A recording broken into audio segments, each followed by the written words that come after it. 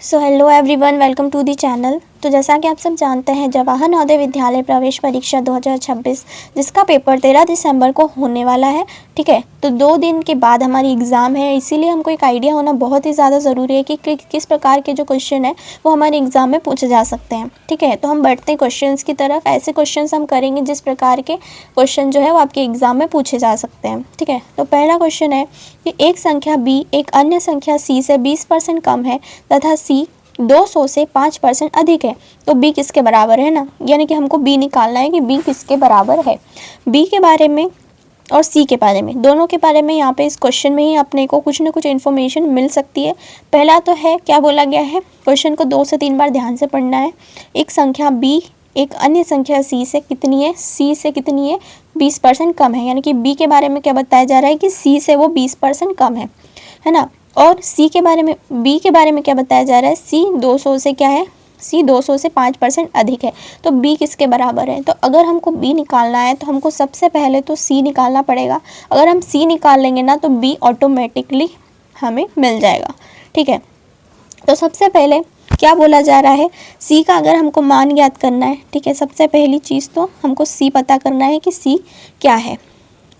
तो हमको बोला गया है कि c जो है वो 200 से कितना है, 5% अधिक है। 5% अधिक है मतलब कि हम लिख सकते हैं c इक्वल टू 200 अधिक है, यानी कि प्लस। अगर कम बोला जाए तो माइनस और अधिक बोला जाए तो प्लस। ठीक है, तो यहाँ पे अधिक बोला गया है सबसे पहले, तो c निकालने के लिए c हमको कितना दे रखा है, 200 से 5% अधिक। 200 से 5% अधिक यानी कि प्लस 200 इंटू 5/100। 5/100 क्यों लिखा है, क्योंकि 5/100 का मतलब ही कितना होता है, 5%। 100 आ गया मतलब कि वो परसेंटेज के बारे में बात हो रही है। ठीक है, समझ में आ गया। यहाँ पे हमको ये जो लाइन बोली जा रही है ना इतनी, कि c 200 से कितना है, 5% अधिक है, बस यही लाइन हमने नंबर्स के फॉर्म में यहाँ पे लिख दी है कि c जो है वो 200 से कितना अधिक है, तो 200 से 5% अधिक है। 5% का मतलब क्या, 5/100। यहाँ से 100 1 जा 100, 100 2 जा 200। ठीक है, अब बचा क्या, c इक्वल टू 200 प्लस 5 इंटू 2 कितना हो जाएगा, 5 2 जा 10, तो c हमको कितना मिल गया, 210। c की वैल्यू क्या मिल गई है, 210। अब c मिल गया है तो हम b भी निकाल ही सकते हैं। ठीक है, और b के बारे में क्या बोला गया है कि b एक अन्य संख्या जो c है, c से कितना है, 20% कम, यानी कि c 210 है, 210 का 20% कम निकालना है। ठीक है, तो हम इसको लिख सकते हैं b equal to c minus c multiply by कितना, 20% कम, यानी कि 20% को कैसे लिखेंगे, 20/100। ठीक है, 5% को क्या लिखा था, 5/100, तो 20% को क्या लिखेंगे, 20/100। ठीक है, यहाँ माइनस क्यों लगाया, क्योंकि यहाँ पे कम बोला गया है। ठीक है, अब b इक्वल टू c कितना है, c आपका निकाला आपने 210 माइनस सी 210 मल्टीप्लाई बाई 20/100। ठीक है, अब यहाँ से 0 से 0 कट गया, ये 0 से ये 0 कट गया। अब यहाँ पे हमारे पास b इक्वल टू क्या बचा, 210 माइनस 21 2 जा कितना हो जाएगा, 21 2 जा 42, तो 210 माइनस 42 हो जाएगा, कितना होगा, 210 माइनस 42 168, तो 168 हमारा क्या हो जाएगा, b की वैल्यू। ठीक है, तो b ही तो पूछा गया था हमको क्वेश्चन में, तो हमारा आंसर आ चुका है। 168 हमारा क्या हो जाएगा, आंसर। ठीक है, अब बढ़ते हैं नेक्स्ट क्वेश्चन की तरफ। तो यहाँ पे हमारा नेक्स्ट क्वेश्चन है 90, 120 तथा 150 के महत्तम समापवर्तक यानी कि HCF तथा लघुत्तम समापवर्तक यानी कि LCM का हमको क्या करना है, योगफल यानी कि प्लस करना है। सबसे पहले इनका हमें क्या निकालना है, HCF निकालना है, उसके बाद इसका LCM निकालना है। तो सबसे पहले HCF निकालते हैं हम लोग। 90, 120 एंड 150। ठीक है, इनका हमको क्या निकालना पड़ेगा, LCM। ये सबसे पहले 2 से जाएगा, तो 2 के टेबल में 90 45 टाइम्स, फिर वापस ये 5 से जाएगा, 5 के टेबल में 45 9 टाइम्स, फिर 9 3 टाइम आता है 3 के टेबल में, है ना, फिर 3 के टेबल में 9 3 टाइम, और 3 वापस 3 टाइम आ जाएगा।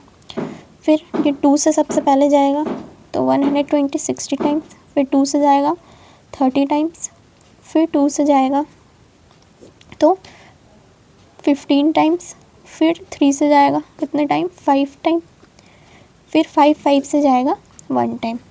यहाँ पे भी यही प्रोसेस करना है। 2 की टेबल में 150 75 टाइम्स, फिर 2 की टेबल में 75 तो नहीं आता है, 5 की टेबल से होगा ये, ठीक है। 5 की टेबल से 75 कितनी टेबल में आएगा, कितनी बार, 15 टाइम्स, ठीक है, 15 टाइम्स। फिर ये वापस 5 से जाएगा, 5 की टेबल में 15 कितने टाइम्स, 3 टाइम्स, फिर ये वापस 3 से जाएगा, ठीक है। आप पहले 3 से करो या 5 से करो, एक ही बात है, आंसर तो आपका वही आना है ना। उसके बाद हम क्या करेंगे, इनके पेयर बनाएंगे। यहाँ पे 2 है, यहाँ पे भी 2 है, यहाँ पे भी 2 है, तो 2 कॉमन आ गया, मल्टीप्लाई। यहाँ पे 3 है, यहाँ पे 3 है, यहाँ पे भी एक बार 3 है, 3 कॉमन आ गया। यहाँ पे 5 है, यहाँ पे भी 5 है और यहाँ पे भी 5 है, तो ये भी कॉमन आ गया। अब यहाँ पे कुछ भी कॉमन नहीं निकल रहा है, ठीक है। 5 3 ज़ा 15, 15 2 ज़ा 30, तो 30 आपका क्या हो जाएगा, HCF, ठीक है। HCF आपका क्या आ गया, 30। अब हम LCM निकालते हैं। अब यहाँ पे हम लोग क्या निकालेंगे, आपका LCM निकालेंगे, ठीक है।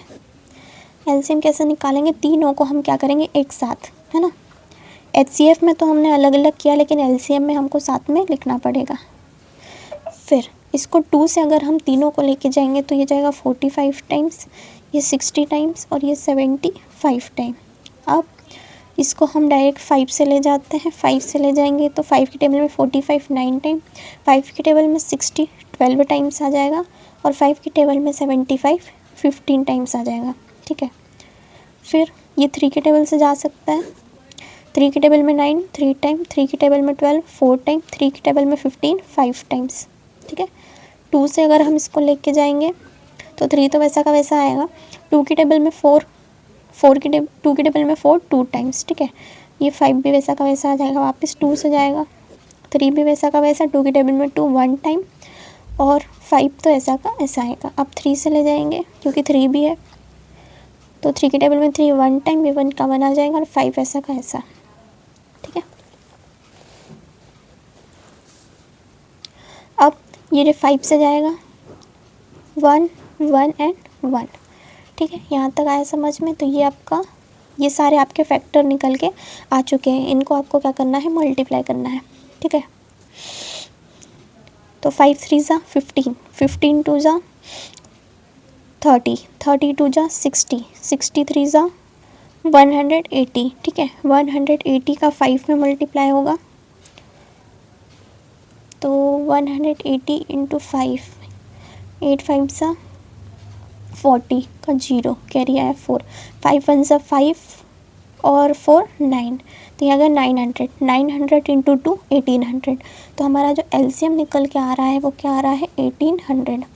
और क्वेश्चन में हमको क्या बोला गया था कि आपको HCF और LCM को क्या करना है, प्लस करना है। तो HCF कितना निकला था 30, है ना, और LCM कितना निकल के आ रहा है 1800, तो ये आ जाएगा 1830, ठीक है, 1830, ये आपका क्या आ जाएगा आंसर। ऑप्शन में है क्या, तो यहाँ पे ऑप्शन में है, बिल्कुल है, 1830 आपका क्या आ जाएगा आंसर, ठीक है। इसी प्रकार के क्वेश्चंस आपको एग्ज़ाम में मिलेंगे। नेक्स्ट क्वेश्चन पे चलते हैं। यहाँ पे अब नेक्स्ट क्वेश्चन देखेंगे। नेक्स्ट क्वेश्चन क्या है, 0.88 प्लस 0.088 प्लस 0.008 का मान क्या है, ठीक है। इनको पॉइंट वालों को, डेसिमल को हमें प्लस करना है ना, डेसिमल में लिखे हैं आपको नंबर्स, इनको प्लस करना है। तो कैसे करेंगे, तो इस टाइप के क्वेश्चन में जो डेसिमल होता है ना, उसके नीचे डेसिमल आना ज़रूरी होता है ना। जैसे कि 0.88 है ना, फिर इसके नीचे ही डेसिमल लगेगा और नेक्स्ट वाला अपन लिखेंगे 0.088, वापस इसके नीचे ही डेसिमल लगेगा, नेक्स्ट नंबर लिखेंगे 0.008 और इसको हमें क्या करना है, प्लस।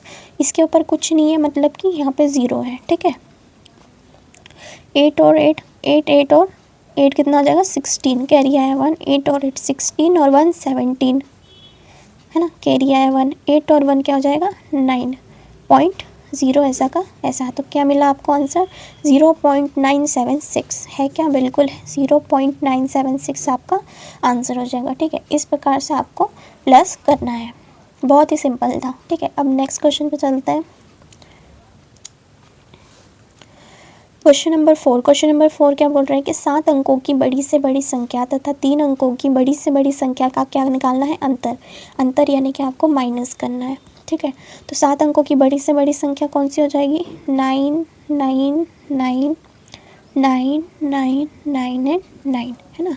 और 3 अंकों की बड़ी से बड़ी संख्या कौन सी हो जाएगी, 9 9 एंड 9। ठीक है, अब इसका हमें अंतर निकालना है यानी इनको माइनस कर देना है। 9 में से 9 गए तो 0, 9 में से 9 गए तो 0, 9 में से 9 गए तो 0, 9 का 9 वैसा का वैसा, 9 9 एंड 9।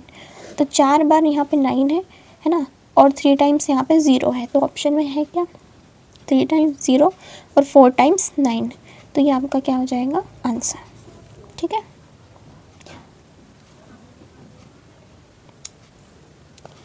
ये वाला क्वेश्चन भी कुछ उसी प्रकार का क्वेश्चन है। ठीक है, इसमें कि आपको 2 से 3 क्वेश्चन देखने को मिल सकते हैं। बहुत ही इंपॉर्टेंट क्वेश्चन है ना, आईएमपी क्वेश्चन है। 2 से 3 क्वेश्चन तो डेफिनेटली आएंगे यहाँ से।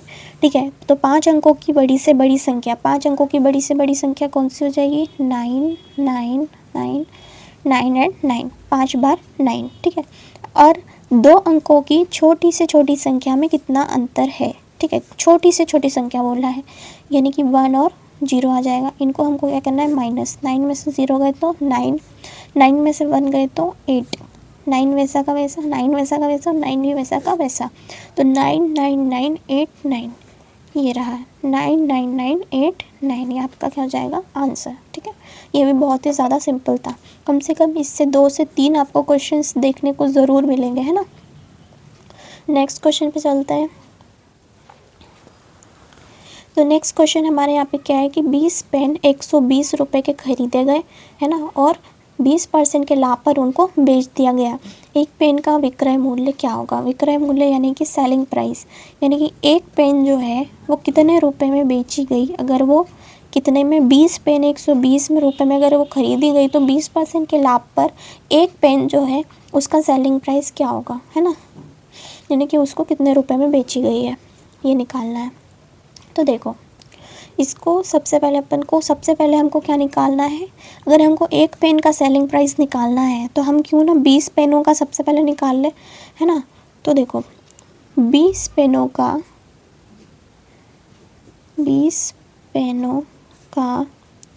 क्रय मूल्य, है ना, क्रय मूल्य मतलब कॉस्ट प्राइस, है ना, जितने में वो अपने को पड़ी है। तो कॉस्ट प्राइस कितना है, 120 रुपये। 20 पेन 120 रुपये में पड़ी है तो कॉस्ट प्राइस यानी CP अपना क्या हो गया, 120। ठीक है, और सेलिंग प्राइस हमको नहीं पता, सेलिंग प्राइस हमको निकालना है। और यहाँ पे प्रॉफिट कितने पे अपने को बेचना है, 20% के प्रॉफिट पे, है ना, 20% के प्रॉफिट पे। तो सेलिंग प्राइस जो है उसका एक फॉर्मूला होता है CP multiply bracket 1 plus profit percent by 100। ठीक है, ये फॉर्मूला है, बहुत ही इंपॉर्टेंट फॉर्मूला। ये सारे फॉर्मूले आपको याद होना चाहिए, है ना, इसके ही माध्यम से हम आंसर निकाल पाएंगे। तो सेलिंग प्राइस निकालना है, CP अपने पास यानी कॉस्ट प्राइस कितना है 120 multiply bracket 1 plus profit percent, तो प्रॉफिट कितना है 20% का बाय में 100। ठीक है, एक ज़ीरो से एक ज़ीरो कट जाएगा। ठीक है, तो 120 मल्टीप्लाई बाय 1 प्लस, है ना, तो 2/10 है। तो 2/10 को हम क्या लिख सकते हैं, 2/10 को हम 0.2 लिख सकते हैं। ठीक है, 0.2 लिख सकते हैं, बिल्कुल लिख सकते हैं। 1/20 इंटू, इनको प्लस करेंगे तो क्या मिलेगा 1.2। ठीक है, इन दोनों को मल्टीप्लाई करेंगे तो हमको क्या मिल जाएगा 144। ठीक है, तो अपने को सेलिंग प्राइस कितना मिल गया, 144 सेलिंग प्राइस मिल चुका है ना। 144 अपने को सेलिंग प्राइस मिल गया। एक बार फिर से देख लीजिए, 120 CP कितना है 120, 1 प्लस प्रॉफिट कितने का है 20% का, है ना, बाय में 100, 0 से 0 कट गया। ठीक है, अगर मैं इसको 2 से भी काट देती है दोनों को तो भी अपने को आंसर 0.2 ही मिलता। ठीक है, 0.2, अब 0.2 आ गया। ठीक है, 0.2 2/10 को हमने 0.2 लिख दिया, ठीक है। 1 + 0.2 कितना हो जाएगा 1.2, और 120 का मल्टीप्लाई 1.2 से करेंगे तो 144 आपको सेलिंग प्राइस यहाँ पे मिल चुका है। अब खैर ये तो हो गया कितनी 20 पेनों का, है ना। 20 पेनों का हमको 144 सेलिंग प्राइस मिला है। अगर हमको एक पेन का निकालना है, ठीक है, अगर हमको एक पेन का क्या निकालना है सेलिंग प्राइस कितना हुआ वो निकालना है, तो हम क्या करेंगे 144 को 20 से डिवाइड कर देंगे, ठीक है। अगर इसको हम 2 से ले जाते हैं तो ये 10 टाइम्स आ जाएगा, इसको 2 से ले जाएंगे तो ये 72 टाइम्स जाएगा, ये वापस 2 से जाएगा तो 5 टाइम्स, और ये 2 से जाएगा तो कितना आ जाएगा 36, ठीक है। हमको क्या मिल गया यहाँ पे 36/5, है ना। 36/5 हमको यहाँ से मिल रहा है। अब 36/5 को हमको क्या करना है डिवाइड कर देंगे 5 को 36 से, है ना। तो 5 की टेबल में 36 नहीं आता, 35 आता है, 7 टाइम 35, 1 बचा मल्टीप्लाई, यहाँ पे 0 लगा के हम पॉइंट लगा देंगे, एक 0 उतारेंगे तो ये कितना बन जाएगा 5 की टेबल में 10 2 टाइम्स, है ना। तो अपने को क्या मिल गया 7.2, यानी कि 7.2 जो है वो हमारा क्या है एक पेन का सेलिंग प्राइस है, ठीक है। तो 7.2 है क्या ऑप्शन में, बिल्कुल है 7.2, ये आपका क्या हो जाएगा आंसर, ठीक है। पीछे 0 होने से कुछ भी फ़र्क नहीं पड़ता है ना, हमारा आंसर तो निकल के आ चुका है। तो इस प्रकार से आपको करना है ना। इस प्रकार के क्वेश्चन में आपको बस फॉर्मूले का ध्यान रखना है ना। नेक्स्ट क्वेश्चन है 120.25 इंटू 0.02 मल्टीप्लाई करना है ना। डेसिमल में है तो प्रॉब्लम आ सकती है, तो कुछ नहीं करना, ठीक है। इन पॉइंट को मान लो ये पॉइंट है ही नहीं, ठीक है। तो 120.25 और 0.002 का मतलब 2 ही होगा, है ना। तो इसको डायरेक्ट 2 से ही मल्टीप्लाई कर दो, 5 2 ज़ा 10, कैरी आया 1, 2 2 ज़ा 4 और 1 5, 2 0 ज़ा 0, है ना, 2 2 ज़ा 4 और 2 1 ज़ा 2, 2 4 0 5 0। अब क्या करना है, तो हमको क्या मिला 2 4 0 5 एंड 0, ठीक है, ये हमको मिला। अब हमको क्या करना है, देखो यहाँ पे पॉइंट जब था तो पॉइंट, अब हमको पॉइंट में ही आंसर लाना है, ठीक है। और हमने क्या करा पॉइंट हटा दिया और डायरेक्ट अपन आंसर ले आए, है ना। अब आंसर तो आ गया, लेकिन अब अपने को क्या करना है पॉइंट लगेगा कहाँ पे, ये सबसे बड़ी दिक्कत है ना। तो पॉइंट कहाँ पे लगेगा, पॉइंट के बाद यहाँ पे कितने नंबर हैं 2 नंबर, यहाँ पे भी पॉइंट के बाद कितने नंबर थे 2 नंबर, 2 और 2 4, है ना। तो पीछे से लेके चलो 1 2 3 और 4, तो 4 के बाद यहाँ पे क्या निकल आ जाएगा पॉइंट, है ना। तो हमको क्या मिल जाएगा 2.4050, है ना। अब इस ज़ीरो का तो कुछ मतलब रहेगा नहीं, ठीक है।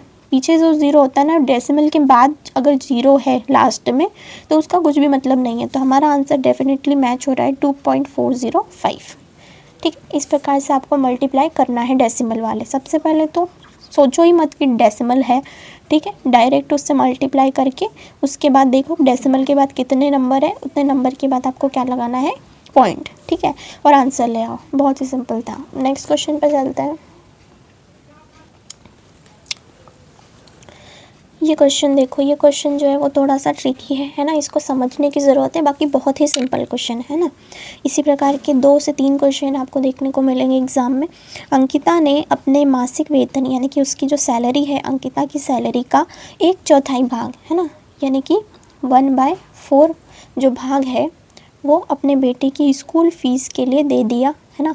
शेष बचे रुपयों में से 500 रुपये का उसने क्या किया बिजली का बिल भर दिया। अब 500 रुपये का बिजली का बिल भर दिया। अब अंकिता के पास 1000 रुपये बचे हैं। बताइए कि अंकिता ने अपने बेटे की फ़ीस के लिए कितने रुपए दिए हैं, ठीक है। लिखने में क्वेश्चन बहुत ट्रिकी है लेकिन बहुत ही आसान है, ठीक है, समझना है।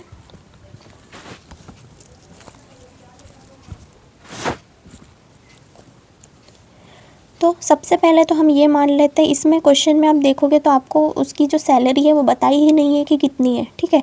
तो सबसे पहले हमको सैलरी निकालना पड़ेगा, तब जाके हम बता पाएंगे कि उस सैलरी का 1/4 भाग कितना होगा और कितने में उसने अपने बेटे की फ़ीस के लिए जो है वो रुपए दिए हैं, है ना, इनमें से। तो सबसे पहले तो ये मान के चलो कि अंकिता का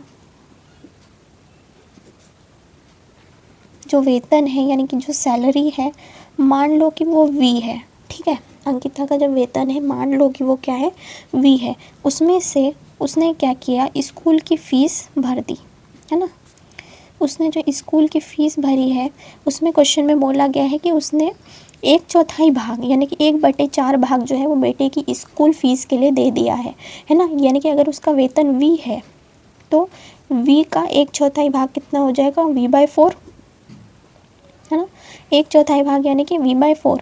अगर समझो बात को, अगर मेरे पास एक कोई पिज़्ज़ा वगैरह है ना, पिज़्ज़ा है, उसके 4 पीस हैं, है ना, उसमें से अगर मैंने एक किसी और को दे दिया तो मेरे पास कितने बचे, इसको आपको बताना है। तो आप कैसे बताओगे, तो आप बताओगे 1/4, सॉरी 3/4, है ना, क्योंकि एक तो दे दिया, 3/4, ठीक है। इसी प्रकार से स्कूल की फ़ीस का 1/4 भाग कितना हो जाएगा, v/4, यानी कि सैलरी का कितना भाग, चौथा भाग, 1/4 भाग, है ना। अब तो जब सैलरी का इतना भाग जो है वो उसने क्या किया, स्कूल की फ़ीस दे दी, है ना। उसकी टोटल सैलरी है वी में से v/4 की उसने स्कूल की फ़ीस भर दी, यानी कि v - v/4, है ना। तो उसके पास कितने बचेगा, 3/4 बचेगा, है ना। तो हम 3v/4 लिख सकते हैं क्या, बिल्कुल लिख सकते हैं। यानी कि उसके पास अभी कितने बची हैं उसकी सैलरी, 3v/4 उसके पास अभी आपकी सैलरी, उसके पास उसकी सैलरी बची है, 3v/4 उसके पास बची है, ठीक है। अब इस 3v/4 में 3v/4 कैसे आया, बस यही आया कि अगर हमने माना कि अंकिता का वेतन v है, ठीक है, स्कूल की फ़ीस उसने कितनी दे दी, 1/4, इसमें से v में से 1/4 भाग उसने किसको दे दिया, स्कूल की फ़ीस भर दी। तो उसके पास बचा क्या, तो v उसका क्या है, वेतन है। v में से अगर v/4 उसकी स्कूल की फ़ीस जो है v/4 वो माइनस कर दे तो क्या बचेगा, 3v/4, ठीक है। तो इतने पैसे जो है, इतना वेतन जो है उसके पास उसका बचा हुआ है अभी भी, ठीक है। अब उसने आगे क्या किया, शेष बचे रुपयों में से उसने 500 रुपये का क्या किया, बिजली का बिल भर दिया, ठीक है। यानी कि 3v/4 - 500, क्योंकि 500 का उसने क्या किया, बिजली का बिल भर दिया है, ठीक है। अब आगे क्या बोल रहा है कि जब अंकिता के पास 1000 रुपये बचे, अब उसके पास कितने बचे हैं, 1000 रुपये बचे हैं, यानी कि ये क्या है, उसके पास बचे हुए पैसे, इसमें से इसने 500 का बिल भरा दिया, है ना, बिजली का बिल भर दिया, और इसके पास कितने बचते हैं, 1000 रुपये बचते हैं, ठीक है। अब ये हमारे पास एक इक्वेशन बन गई है, इसको हमें सॉल्व करना पड़ेगा, है ना। तो 3v/4 ये माइनस का 500 इधर जाके प्लस का 500 बन जाएगा, ठीक है। तो ये 1000 ये माइनस में है तो इधर में जाके क्या हो जाएगा, प्लस का बन जाएगा, 3v/4 वैसा का वैसा, और ये बन जाएगा 1500, है ना। ये क्या बन गया, 3v/4 इक्वल टू 1500, है ना। ये माइनस में जो था इधर जाके प्लस में हो गया, बन गया 1500।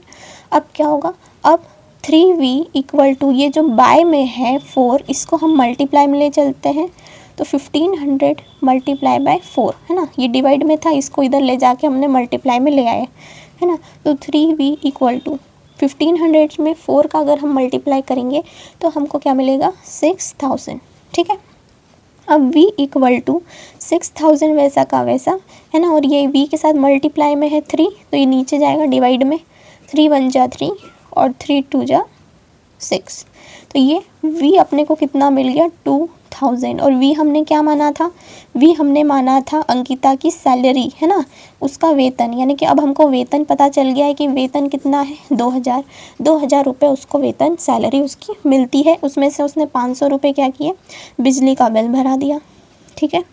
उसके पास फिर उसने बोला कि 1/4 भाग जो है वो उसने बेटे की स्कूल फ़ीस भी दी है, ठीक है। वही हमको बताना है कि अब हमको क्या बताना है कि इसका 2000 का जो 2000 उसका क्या है सैलरी, यानी कि उसका जो वेतन है, उसमें से हमको क्वेश्चन में बस इतना बोला गया है यहाँ पे कि 1/4 भाग जो है वो उसने किस में दिया, उसकी बच्चे की स्कूल की फ़ीस भरी है ना। अब अपने को पता करना है कि ये जो 2000 उसका वेतन है, इसमें से इसका 1/4 भाग कितना होगा, क्योंकि यहाँ पे हमको क्वेश्चन में यही पूछा है कि अंकिता ने अपने बेटे की फ़ीस के लिए कितने रुपए दिए हैं।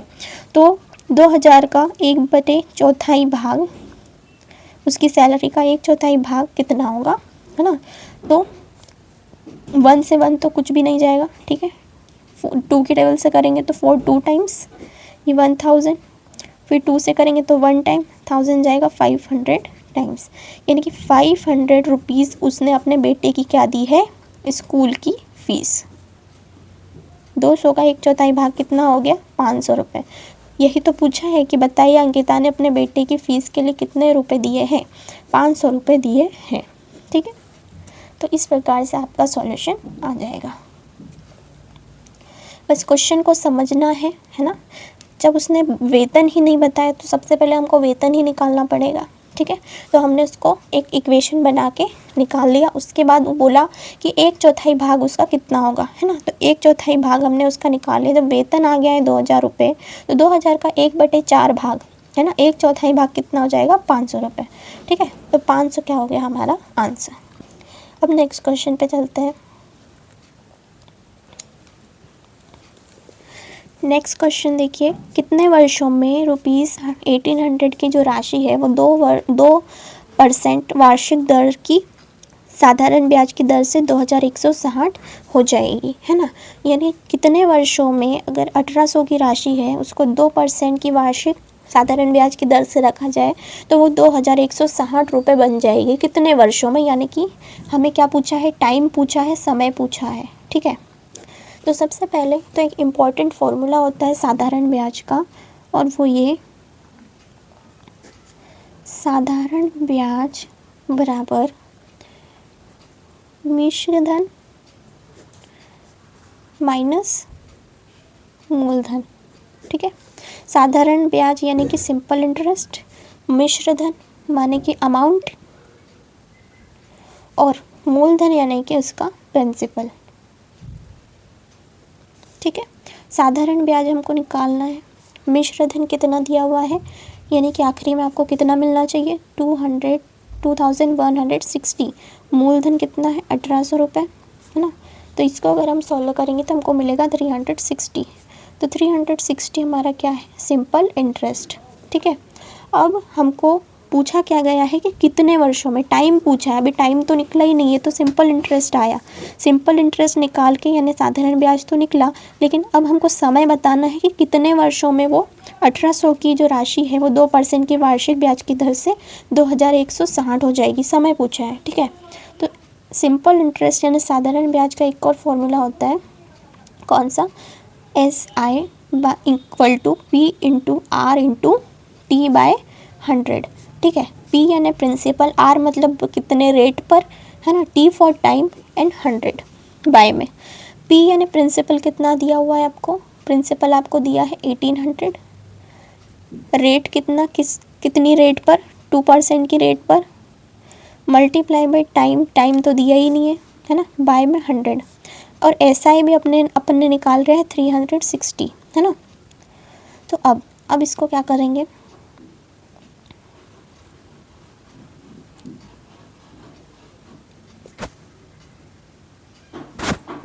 यहाँ पर ये 2 जीरो से ये 2 जीरो क्या करेंगे, कट जाएंगे। ठीक है, अब अपने पास क्या बच्चा, 360 इक्वल टू 18 का 2 से मल्टीप्लाई हो जाएगा, 18 2 जा 36 मल्टीप्लाई बाय T, है ना, टाइम। T इधर आ जाएगा, है ना, और 360 क्या करेगा, इधर की साइड शिफ्ट हो जाएगा। तो 36 जो है वो मल्टीप्लाई से नीचे डिवाइड में चला जाएगा, 36 1 जा 36 और 36 10 जा 360। तो टाइम हमको कितना मिला, 10 वर्ष। ठीक है, टाइम कितना मिल गया, 10 वर्षों में जो है वो 1800 की राशि 2160 हो जाएगी। तो 10 अपना क्या हो जाएगा, आंसर। तो इस प्रकार से आपको फॉर्मूले के द्वारा भी आप अपना आंसर ला सकते हैं, और इसी प्रकार से आपको लाना भी है। ठीक है, क्वेश्चन को पढ़ना है, समझना है। सबसे पहले अपन ने साधारण ब्याज निकाला, साधारण ब्याज की मदद से अपन ने फिर ये वाला फॉर्मूला लगाकर क्या निकाला, अपना समय निकाला, है ना। और समय ही तो पूछा था कि कितने वर्षों में जो इतनी राशि है वो इतने वार्षिक दर से इतने की हो जाएगी। ठीक है, तो 10 वर्षों में ये हो जाएगी। तो इस प्रकार से आपको अपना सॉल्यूशन करना है। ठीक है, अब नेक्स्ट क्वेश्चन, तो ये जो क्वेश्चन है वो मैंने अपनी तरफ से ऐड किया हुआ है। ठीक है, क्योंकि इसमें के प्रश्न भी आपको एग्ज़ाम में ज़रूर देखने को मिलेंगे। ये सिंप्लीफिकेशन का सवाल है, यानी कि हिंदी में बोले तो सरलीकरण, है ना। सरलीकरण का सवाल है, बहुत ही बढ़िया सवाल है। दिखने में थोड़ा सा आपको ऐसा लग रहा होगा, इसका सॉल्यूशन भी बड़ा ही है, लेकिन बहुत ही सिंपल है। तरीका बताती हूँ स्टेप बाय स्टेप, ठीक है। तो सबसे पहले तो यहाँ तक तो ऐसा का ऐसा लिख दो। ऐसे क्वेश्चन में बोर्ड मास का नियम काम करता है। सबसे पहले तो ये वाला ब्रैकेट सॉल्व होता है ना। फिर कौन सा, ये वाला ब्रैकेट सॉल्व होगा, ये वाला। उसके बाद लास्ट में ये बड़ा वाला ब्रैकेट सॉल्व होता है ना, इतना ध्यान रखना। तो सबसे पहले इस छोटे ब्रैकेट को हम क्या करेंगे, सॉल्व करेंगे। तो बाकी का वैसा लिख लो। 1 + 1 डिवाइड करली ब्रैकेट 1 + 1 डिवाइड, है ना, इसको हमें सॉल्व करना है।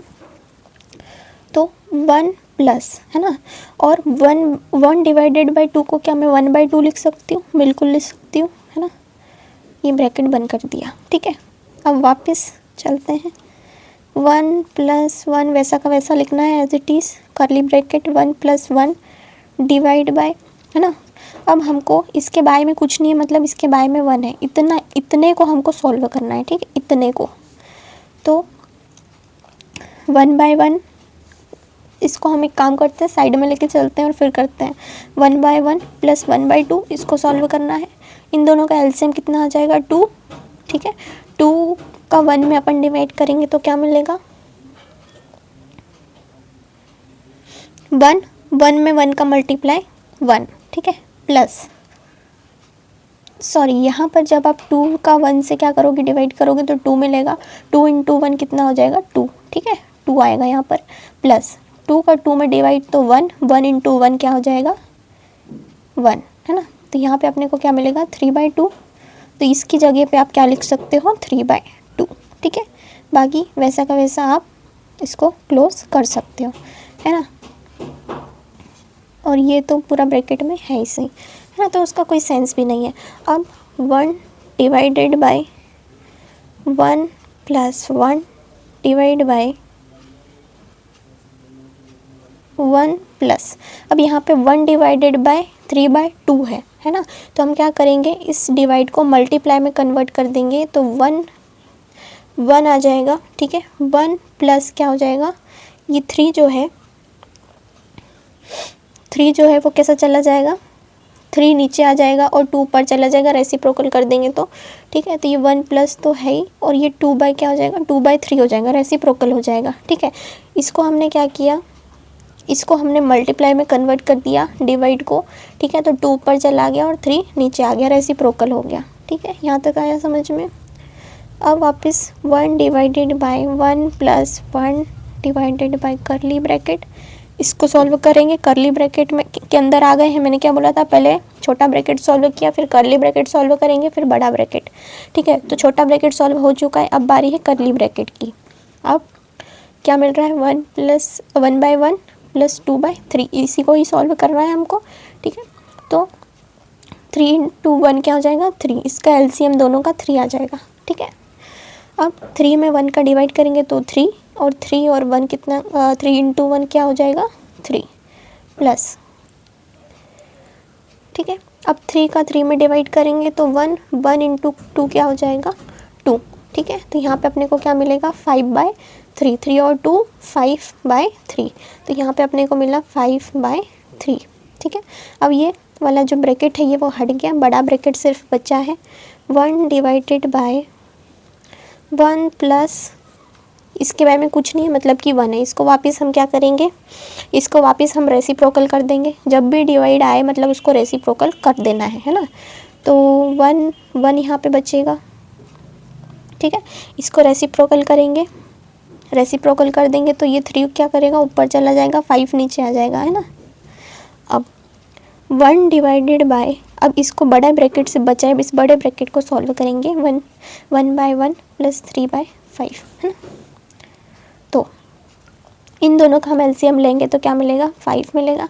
5 में 1 का ये करेंगे तो कितना, 5 में 1 का डिवाइड करेंगे तो 5 × 1 5, प्लस 5 की टेबल में 5 1 टाइम, 1 × 3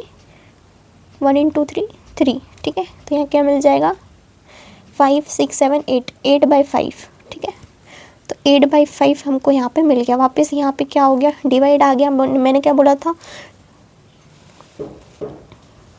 सॉरी ये वीडियो में हाइड हो गया था, मैं एक बार फिर से समझा देती हूँ। 5/3 तो यहाँ तक तो समझ में आ गया होगा आपको, ठीक है। 5/3, अब 5/3 आ गया तो 1 डिवाइडेड बाय 1/1 प्लस 3/5 ये कहाँ से आया, ठीक है। तो मैंने आपको बताया था कि 1 प्लस वैसा का वैसा लिखेंगे, है ना। 1/1 और 5/3 था, तो जब भी डिवाइड आया आप क्या करोगे, रेसिप्रोकल करोगे। तो हमने वही किया, 1 प्लस वैसा का वैसा, और 5/3 को 3/5 कर दिया, डिवाइड से मल्टीप्लाई में कन्वर्ट कर दिया है ना। तो ये उल्टा हो गया, 3/5/3 की जगह 3/5 हो गया, 3 ऊपर चला गया और 5 नीचे आ गया। यहाँ तक समझ में आ गया।